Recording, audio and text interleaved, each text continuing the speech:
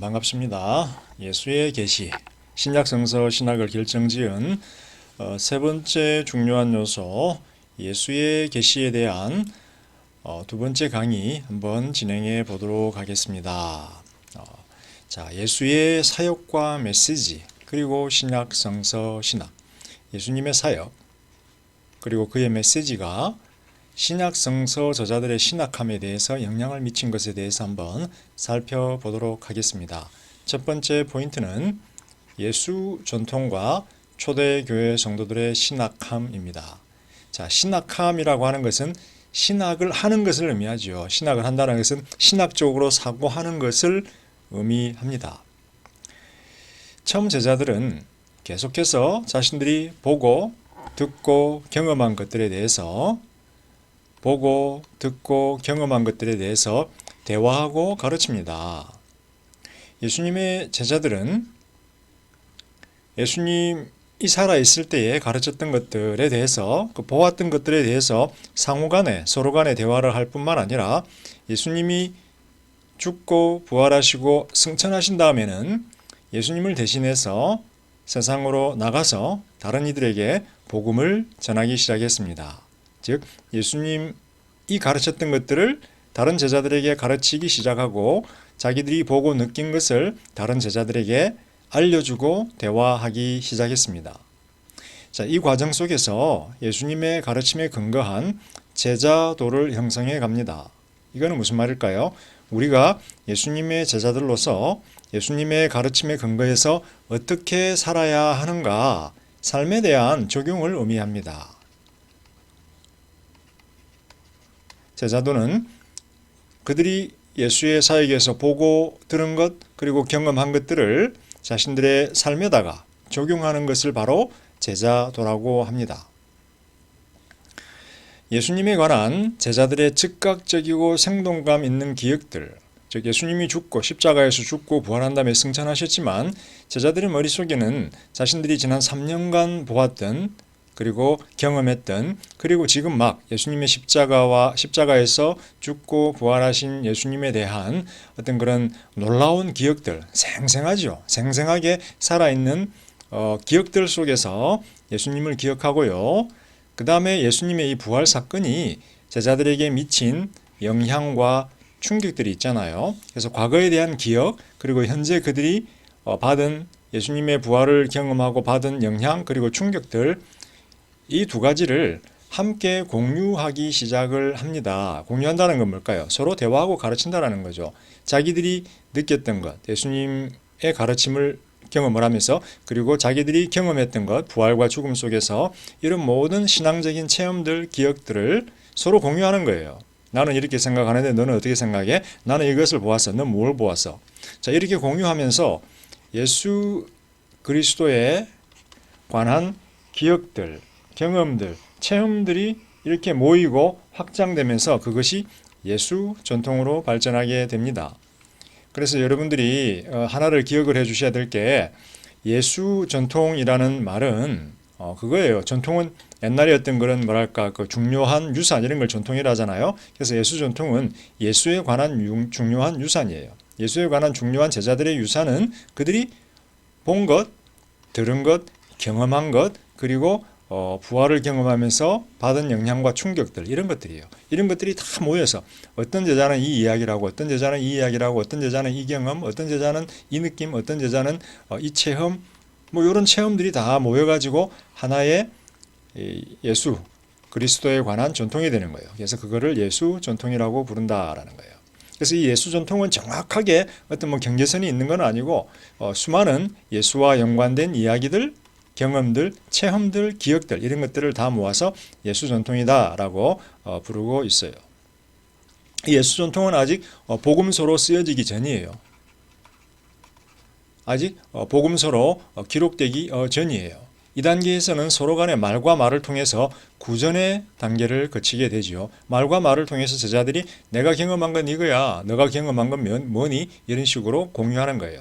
이 과정이 지나고 구전의 과정이 지나고 제자들이 이제 하나 둘씩 죽기 시작할 때, 주님 나라로 돌아갈 때 이제 복음서가 기록이 되게 됩니다. 그래서 요 예수 전통은 복음서가 기록되기 전 구전 단계, 입에서 입으로 예수님에 관한 가르침들이 전해지는 단계였다.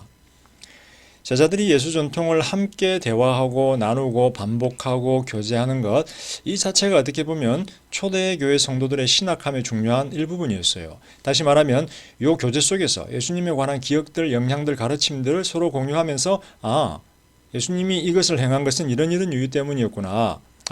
예수님이 이 말씀을 한 것은 요런 것들을 우리에게 가르쳐 주시기 원했구나 라고 하면서 그들의 머릿속에 어떤 신학적인 이해가 예수님의 가르침과 사역과 행적과 기적과 죽음과 부활에 대한 신학적인 이해가 발전하기 시작을 하는 거예요.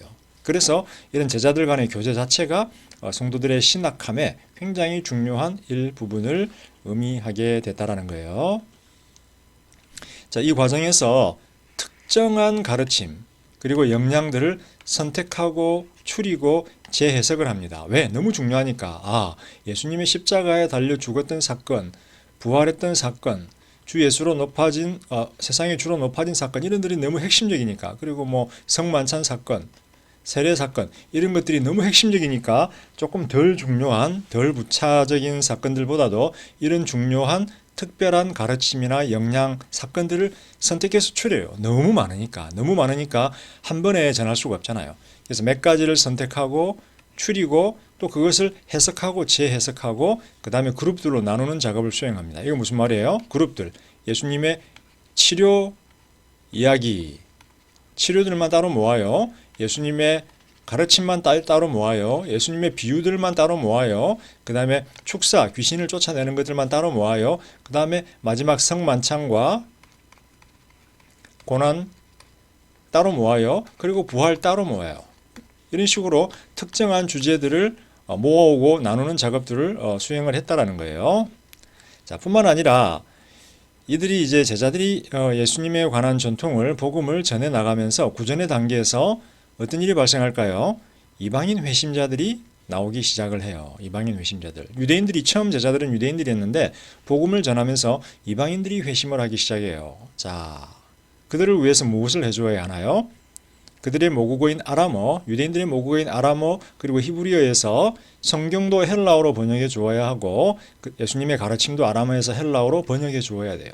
이 과정에서 새로운 단어들, 새로운 개념들이 만들어지기 시작한다라는 거예요. 자, 이런 변화들이 오게 됩니다. 자, 예수 전통에 대한 방금 예수 전통을 나누고 공유하는 과정 속에서 어떤 제자들이 신학함의 과정을 거쳐간다라고 했어요. 그들의 머리가 신학적으로 사고하기 시작했다라는 거예요. 이들의 신학함의 과정은 굉장히 유연해요. 다 고정돼서 한 가지 방향으로만 간 것이 아니라 이렇게도 생각해보고 저렇게도 생각해보고 요렇게도 생각해보고 요렇게도 생각을 해보고 굉장히 유연하고 또 살아있어요. 딱 정해져서 이거야 이렇게만 생각을 해. 그게 아니라 살아있어요. 계속해서 발전하고 전진하는 거예요. 계속해서 움직이고 또 여러 가지 형태로 표현돼요. 한 가지만 아니라 여러 가지. 왜? A라는 사람, B라는 사람, C라는 제자, D라는 제자들이 다 느끼는 것이 다르고 본 것이 달라요. 그래서 여러 가지 형태의 표현이 돼요. 예수님의 부활 후에야 제자들이 신학함을 했다는 관점은 잘못됐었어요. 왜냐하면 예수님을 따를 때 이미 제자들의 처음 믿음은 계속해서 그들의 제자도를 통해서 확장하고 발전하고 진행이 되었어요.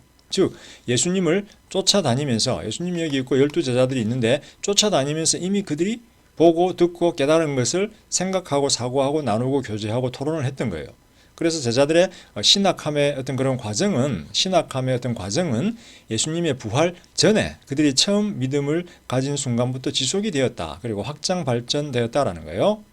그런데 부활 후에는 폭발적인 경험을 하게 되죠. 왜냐하면 그전에는 부분적으로 이해했을 뿐이에요. 근데 예수님의 부활을 경험한다면 좀 완전한 형태로 이해하기 시작해요. 그래서 마치 이렇게 그들의 신학이 여러 개 천천히 예수님 만나서 발전하다가 예수님 부활 경험한 다음에는 폭발적으로 이렇게 상승을 하게 되는 상황이 와요. 그래서 이 임계점이 바로 예수님의 부활이다. 부활 전에는 부분적으로 천천히 이해하던 것이 부활 후에는 폭발적으로 완전히 이해하게 되었다. 자, 여기서 또 중요한 점 하나가 있죠. 제자들이 경험했던 부활 전 예수의 가르침과 그리고 사역, 그리고 부활 후 예수님의 가르침과 사역 간에는 뭐가 있다? 연속성이 있다. 왜? 부활 전후에 예수님이 분명히 주로서 높아지고 어떤 그런 종말론적인 인식, 새로운 이해가 굉장히 폭발적으로 증가했지만 부활 전 예수가 바로 부활 후 그 예수예요. 똑같은 분이에요.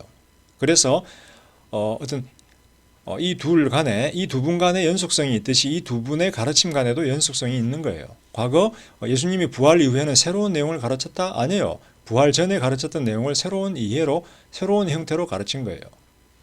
단지 부활은 그 연속성을 강화하고 과거에 이해하지 못한 것들을 새롭게 이야기해 주었어요. 부활 전에는 예수님께서 뭐라고 이야기했나요? 내가 십자가에 달려 죽고 고난받고 그 다음 사흘 만에 부활해야 하리라 말씀하니까 제자들이 전혀 이해를 못해요. 부활 이후에는 그 말이 그 말이었구나. 그 말이 그 말이었구나. 이해하게 되는 거예요.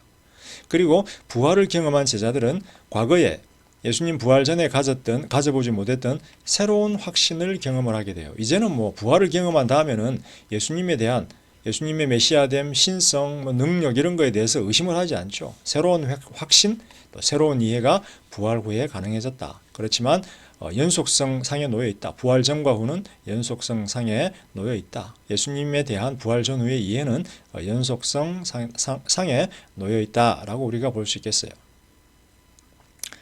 자, 이렇게 해서 이제 예수 전통이 형성이 되고 어느 순간에 이제 이 예수 전통이 형성이 됐던 것이 바로 복음서로 기록이 된다. 예수 전통은 구전으로, 복음서가 기록되기 전 구전으로 전해지는 예수에 대한 가르침, 복음서는 기록된 가르침. 예수 전통과 복음서에 반영된 제자들의 신학함은 부활 전후를 통해서 계속 진행된 살아있는 과정이었다. 살아있는 과정을 통한 신학함이었다. 그래서 그들이 신학을 한 것이 딱 고정돼서 한번 딱 하고 딱 픽스된 것이 아니라 여러분들이 예수 믿고 나서 예수님에 대한 이해가 한번 딱 진행되고 거기서 딱 고정해서 그대로 쭉 가는 것이 아니라 살면서 어떻게 돼요? 성장하기도 하고 조금 퇴보하기도 하고 진보하기도 하고 의심하기도 하고 이러면서 계속 살아서 움직이며 계속 발전해 간다. 제자들의 신학함도 제자들의 예수님에 대한 이해, 경험, 믿음, 신앙도 한 곳으로 고정되거나 한쪽 방향으로 나가지 않고 이렇게 계속 발전해 갔다. 여러분들이 좀 이해했으면 좋겠습니다.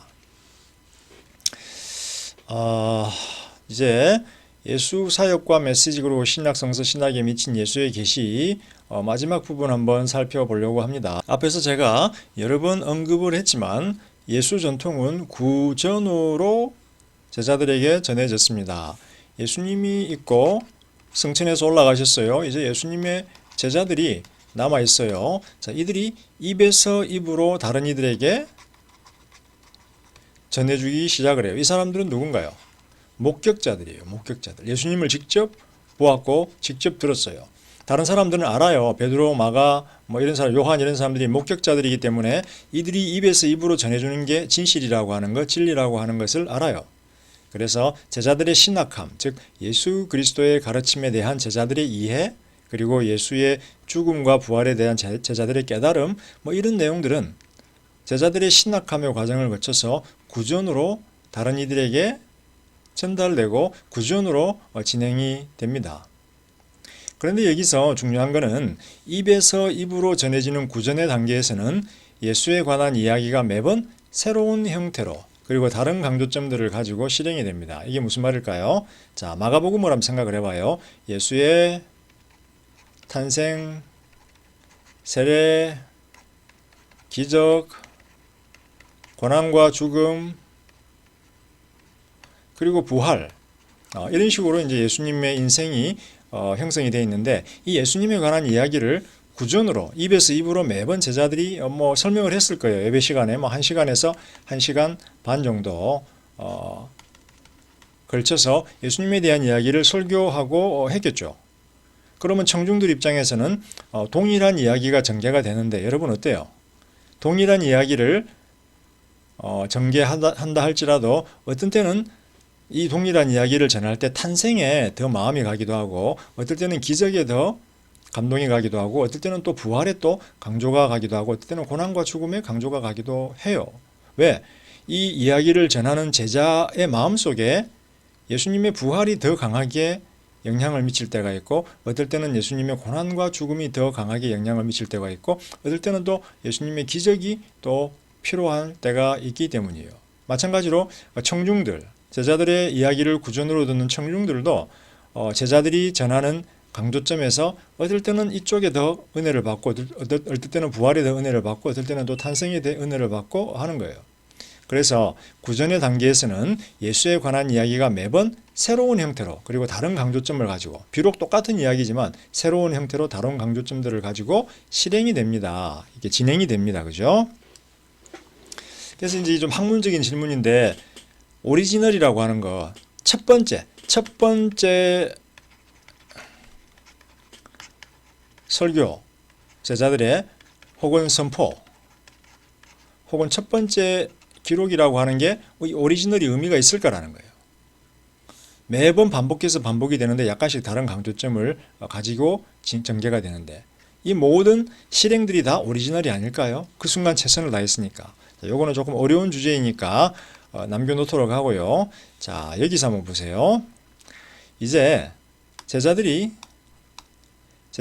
어느 순간 1세대 제자들이죠. 목격자들이에요. 목격자들이 복음을 전하다가 한 명씩, 두 명씩, 세 명씩 다 예수님을 따라갑니다. 이제 목격자들이 다 사라져버려요. 그럼 이제 청중들은 누구로부터 예수님 이야기를 듣나요? 없어요. 그래서 이제 이 목격자들이 다 사라지려고 할 때 구전 단계에서, 야, 입으로만 전하다 보면 우리가 다 죽으면 이제 뭐 이들에게 복음을 전할 수 없으니까 기록으로 남기자라고 하는 거예요. 기록으로 남기자. 그래서 이 구전하던 것을 기록으로, 그들이 다 1세대가 다 죽으려고 할 때 기록으로 남겼다. 그 기록이 뭐다? 복음서라고 우리가 부르는 것이다. 복음을 전하는 편지. 그런데 복음서 안에는 몇 개가 있다? 사복음서가 있다. 마태, 마가, 누가, 요한. 왜? 동일한 사건도 관찰하는 자들의 다양한 관점에 의해서 다양하게 해석이 됩니다. 그래서 예수님이라고 하는 분이 동일하게 있지만, 그죠?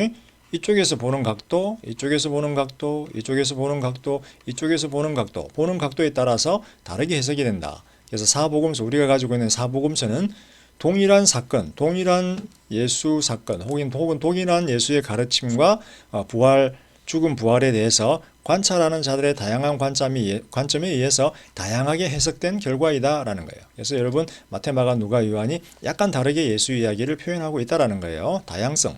그래서 연속성도 중요하고 다양성도 중요하다. 성서신학에서. 자, 신약 성서 안에 담긴 신학적 다양성. 이 다양성은 뭐냐면 예수에 대한, 동일한 인물인 예수에 대한 공통된 믿음에 근거한 제한적 다양성이다. 완전히 다를 수는 없겠죠. 예수가 메시아, 하나님의 아들, 뭐 이런 내용에 대해서는 어떻게 해야 될까요? 공통적으로 동의해야 돼요. 예수는 선지자에 불과해. 예수는 선생에 불과해. 이런 믿음을 가지게 되면 복음서로서 인정을 받을 수가 없죠. 왜? 초대교회에 예수에 대한 공통된 믿음과 다른 믿음을 가지기 때문에. 그렇지만 이런 어떤 그런 핵심 사항에 대해서, 중요한 핵심 사항에 대해서 공통적으로 인정한다면 그들이 약간 다른 견해들을 가져도 신약성서 저자들은, 초대교회 성도들은 인정을 했다라는 거예요. 인정을 했다라는 거예요. 그래서 뭐 마가는 예수님의 탄생보다도 고난과 영광의 부활에 대해서 더 강조를 하고, 마태 같은 경우는 예수님의 어떤 그런 이스라엘의 메시아 됨에 대해서 강조를 하고, 누가는 예수님이 온 세상에, 이방인들을 포함한 온 세상의 주다라고 하는 사실을 강조를 하고, 요한 같은 경우는 성육신된 말씀임을 강조를 해요. 그래서 이런 내용들을 다 공통되게 인정을 하지만 저자들이 약간 강조점을 달리한다라는 거예요. 이런 강조점이 다른 강조점 때문에 예수님에 대한 이해가 좀 다양하게 표현이 된다라는 거예요. 그래서 신약 성서 안에 담긴 신학적 다양성은 공통된 믿음, 예수님에 대한 공통된 믿음에 근거한 다양성을 의미하는데 제한적인 다양성이다. 무조건적으로 막 허용된 자유가 아니라 제한된 다양성, 공통된 믿음 테두리 바깥으로 넘어가지 않는, 마치 이런 거죠. 이게 지금 공통된 믿음이에요. 요 핵심으로부터 벗어나지 않는 선에서, 줄이라고 치면 이 선에서의 다양성, 요거는 인정하면서 여기 어디, 여기 어디, 여기 어디, 여기 어디 이런 식으로 위치하면 포용이 됐다라는 거예요. 근데 이렇게 팍 나가버리면 줄이 끊어져 버리죠. 그러면 이것은 더 이상 복음서 안에 초대교회 믿음 안에 포함될 수 없다라는 거예요. 그래서 신학성서 안에 담긴 신학적 다양성은 동일한 사건도 관찰하는 자들의 다양한 관점에 의해서 다양하게 해석된 결과였다. 그러나 이 신학적 다양성은 공통된 믿음, 예수에 대한 공통된 믿음에 근거한 제한적인 측면에서의 제한적인 영역에서의 다양성이었다. 자, 여기까지 제가 준비한 두 번째 동영상이었습니다. 여러분들에게 예수의 계시 사건이 초대교회 제자들의 성서 신학함에 미친 영향에 대해서 조금 더 여러분들에게 도움이 되었으면 좋겠고요. 또 질문이 있으면 추후에 저희가 만나서 논의하면서 또 이렇게 더 자세히 알아가는 시간을 가지기를 바랍니다. 자, 여러분 수고하셨습니다.